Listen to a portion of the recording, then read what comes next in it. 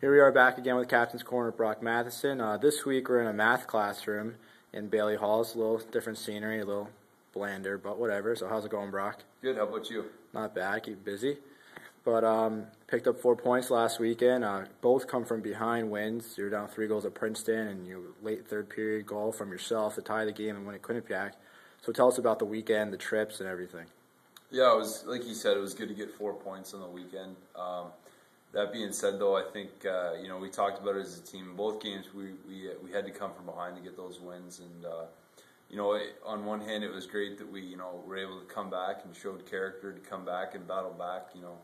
We kind of put ourselves in a really tough situation both games that weekend. So we got to learn that we got to have better starts because we're going to be seeing teams that are coming in and going to try and knock us off. So although it was good to get the 4 points, I think there's some learning.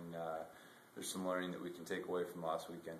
So what's the feeling going to the locker room after, being down a few goals after a slow start? So what does Coach say, and how are you guys feeling? Are you guys confident, or are you tense, or is there a change of game plan? Yeah, we're confident. Usually Coach just tries to keep us positive, or, if there's some tactical things that we need to change, he'll mention those things. But, we're a confident group. We believe in our abilities, and, We've shown a couple of times. I think last year we came down from a 4-goal deficit or a 3-goal deficit. The year before, I think we did the same thing against QPAC. So there's a number of times where we've come back and come from behind and had some big wins. And we've been on the flip side of those too. So in this league, I think no lead is really safe. I think teams can bounce back from deficits and lose deficits just as easily. So we never really think we're down and out, even if we're down a couple goals. I mean, in the Quinnipiac game, you guys were down 2-1 going to the third, and you picked up another big goal, and then Pally scored the game winner. So do you think that when the team goes down and needs to come from behind, that it's up to the seniors to kind of set the momentum and get going? Yeah, I think definitely you always want your seniors to kind of be the ones who are setting the tone and kind of leading by example. I think it's great that Pally was able to get that goal, that overtime goal. He's been playing fantastic this year. He's got a career high in points and goals, so it's great to see. But you always want your seniors, to be your leaders and be the ones who are going to get it done. So I think it was nice this weekend that was able to happen. Speaking of Pally, you said how he's picked it up this year, and past 3 years he hasn't played too much, and he's on the smaller side and everything. So what's the key to his game and his success for this year? He's just he's such a good forechecker. He'll get in there and he'll win a race to a puck. He's really quick. He's got a good set of hands. He moves the puck really well too, and I think he's done a great job this year just getting in there and making D-man turn pucks over and winning battles against them, and just he takes the puck to the net and he just gets 2 or 3 whacks at it just because he just has that desire to get that puck and put it in the back of the net. So I think it's been great to see him kind of bounce back after a season last year where he didn't get to play very much. That can be a tough thing for him to come back and have the season that he's having right now. I think it's been fantastic. And speaking of another senior, Stefan Boileau got back in the lineup this weekend for both games. That's 3 straight for him, I'm pretty sure.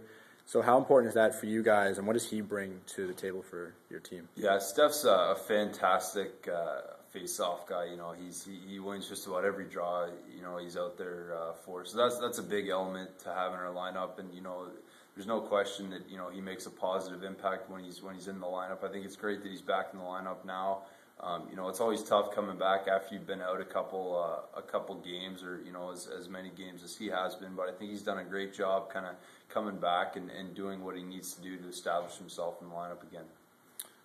So for coming up for this weekend, you have Cornell, who is on the rise, and Colgate, who just won their first league game of the year. They're not a bad team, but picked up their first win. So what's going to be the big thing for this weekend? Yeah, we just want to keep it going.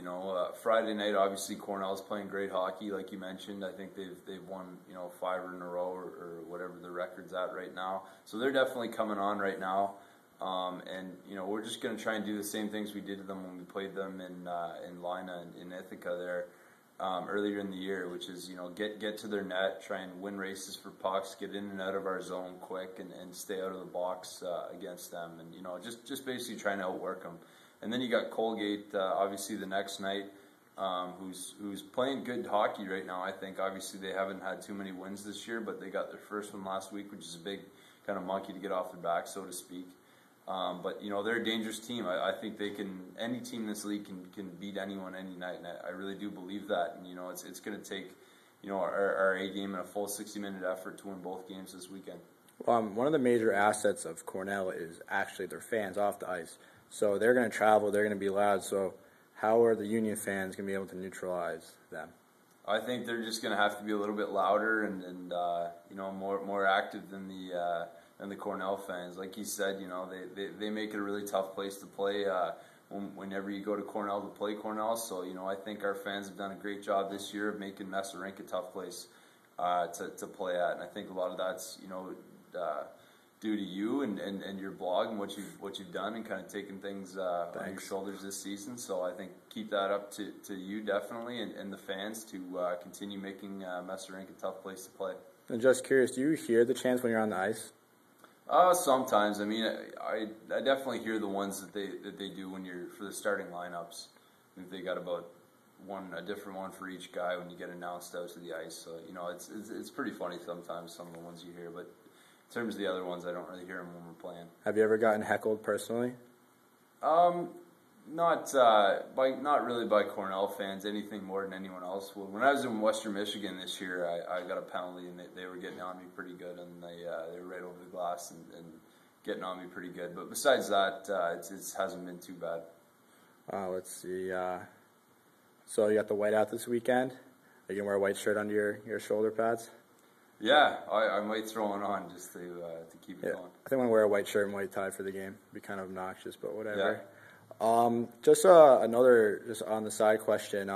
At the Bombers Coach's Corner live yesterday, Coach was asked about the recruiting secret, about how you sell Schenectady and the school and everything. So just from your personal experience, why did you come to Union? I think basically, a lot of the decision of where you're going to go to school depends on, the coaching staff.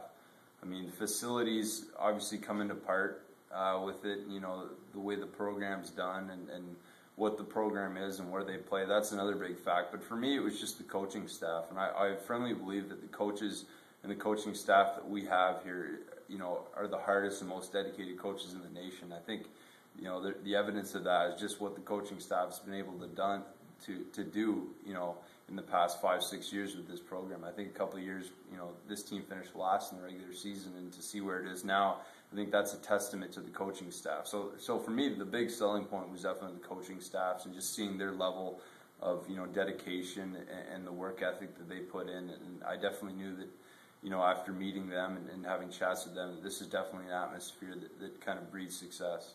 And speaking of success, you guys have cracked the top 10 in the USCHO polls, and it's a season where then today I think you guys would be a number 3 seed in the NCAA tournament. How does that feel? Do you guys care, or is it just like a nice little side thing? Yeah, I think it's nice, obviously to see that kind of where our works, our hard work this year is kind of, it's put us in a spot where we want to be right now. But that being said, there's still 3 weekends left of hockey, and the polls and the pairwise are changing week by week here. So, I don't think it's too smart to put too much stock into it right now because, like I said, they're going to change so much. But definitely it's nice to see that we've put ourselves in a pretty good spot right now with that. Does it feel good to be the captain of that team? Yeah, it feels good. Feel very special. All right, thanks a lot, Brock. Go pull up 4 more points out for us, and we'll see you next week. Thanks very much.